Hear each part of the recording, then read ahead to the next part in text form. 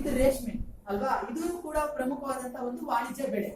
ಈ ಒಂದು ರೇಷ್ಮೆ ಸಹ ಬಳಸ್ಕೊಳ್ಳೋದ್ರ ಮೂಲಕ ಈ ಒಂದು ರೇಷ್ಮೆಯನ್ನ ನಾವು ಬಟ್ಟೆಯನ್ನು ತಯಾರಿಸೋದಕ್ಕೆ ಬಳಸ್ತೀವಿ. ಇದರಿಂದ ಆದಂತಹ ಒಂದು ಗೂಡು ಹತ್ತಿ, ಈ ಹತ್ತಿನ ನಾವೇನ್ ಮಾಡ್ತೀವಿ ನೋಡಿ, ಇದು ಒಂದು ಉತ್ಪನ್ನ. ಅಂದ್ರೆ ಮೂಲ ರೂಪದಲ್ಲಿ ನಮ್ಗೆ ಈ ರೀತಿ ಎಲೆ ದೊರೆಯುತ್ತೆ. ಈ ಎಲೆನ ತಂದು ನಾವು ಗೂಡುಗಳಿಗೆ ಹಾಕ್ತೀವಿ. ಆಹಾರವಾಗಿ ನಾವು ಎಲೆನ ಕೊಟ್ಟಾಗ ಅದು ಹತ್ತಿಯಾಗಿ ನಮ್ಗೆ ಕನ್ವರ್ಟ್ ಆಗುತ್ತೆ.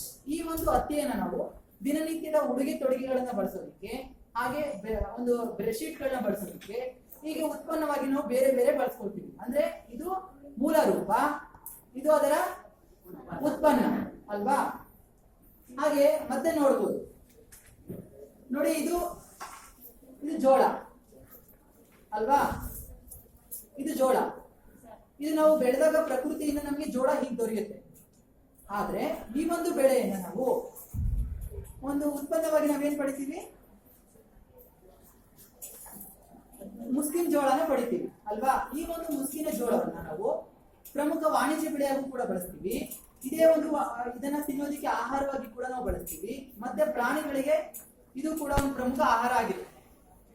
ನಮ್ಗೆ ಪ್ರಕೃತಿಯಿಂದ ದೊರೆಯುವಂತ ಗಿಡದ ಸಹಾಯದಿಂದ, ಅಂದ್ರೆ ಒಂದು ಬೆಳೆಯ ಸಹಾಯದಿಂದ ಈ ರೀತಿಯ ಉತ್ಪನ್ನವನ್ನ ಪಡಿಬಹುದು.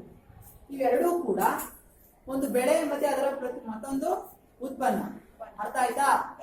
ಇದು ಆಹಾರ ಬೆಳೆಯೂ ಕೂಡ ಹೌದು, ಅದೇ ರೀತಿ ಇದೊಂದು ವಾಣಿಜ್ಯ ಬೆಳೆ. ಹೌದಾ? ಯಾಕೆ ಇದನ್ನ ವಾಣಿಜ್ಯ ಬೆಳೆ ಅಂತ ಕರಿತೀವಿ? ನೀನ್ ಹೇಳು.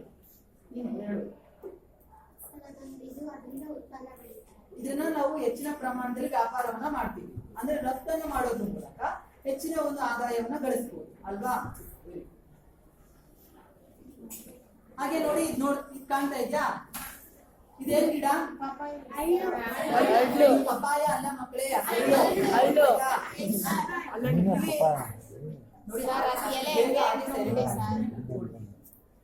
ಇದು ಇವಾಗ ಹಳ್ಳು.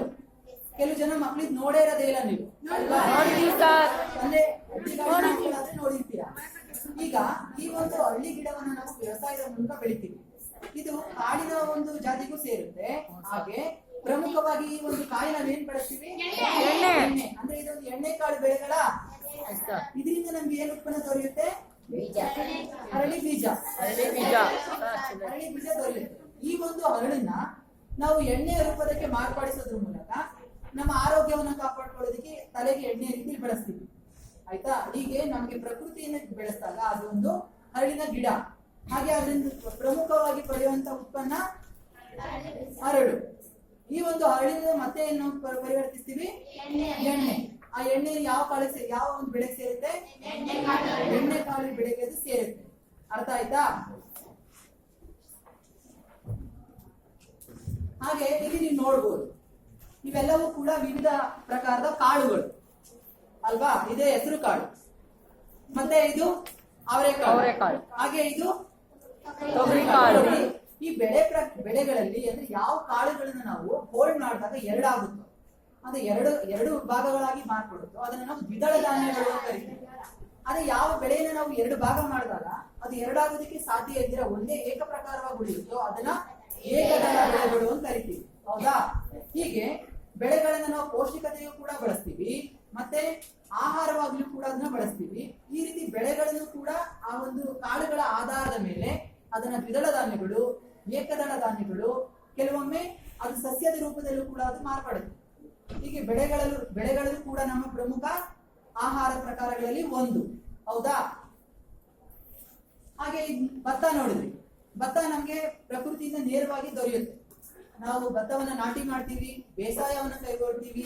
ಈ ರೀತಿ ಬೆಳೆದಂತ ಒಂದು ಬೆಳೆಗಳಲ್ಲಿ ಪ್ರಮುಖ ಆಹಾರ ಬೆಳೆ ಅವು ಅಲ್ವಾ. ಈ ಒಂದು ಆಹಾರ ಬೆಳೆಯುವಂತ ಭತ್ತದಿಂದ ನಾವು ಪ್ರತಿನಿತ್ಯ ಆಹಾರವಾಗಿ ಏನ್ ಪಡಿತೀವಿ? ಇದರಿಂದ ಅನ್ನ ಅಲ್ವಾ. ಅನ್ನಕ್ಕೆ ಬೇಕಾಗಿರೋದು ಮೂಲತಃ ಅಕ್ಕಿ. ನೋಡಿ, ಇದು ಪ್ರಕೃತಿಯಿಂದ ನೇರವಾಗಿ ದೊರೆಯುವಂತ ಒಂದು ಬೆಳೆ. ಆದ್ರೆ ಇದು ಏನಾಗಿದೆ? ನಿಂತ್ಕೊಂಡು ಹೇಳಿ. ಬೆಳೆ, ವೆರಿ ಗುಡ್. ಅಕ್ಕಿ ಇದರ ಉತ್ಪನ್ನ. ಅಂದ್ರೆ ಇದು ನಮ್ಗೆ ನೇರವಾಗಿ ಪ್ರಕೃತಿಯಿಂದ ದೊರೆಯಲ್ಲ, ಅಂದ್ರೆ ವ್ಯವಸಾಯದಿಂದಲೇ ನೇರವಾಗಿ ದೊರೆಯಲ್ಲ. ವ್ಯವಸಾಯದಿಂದ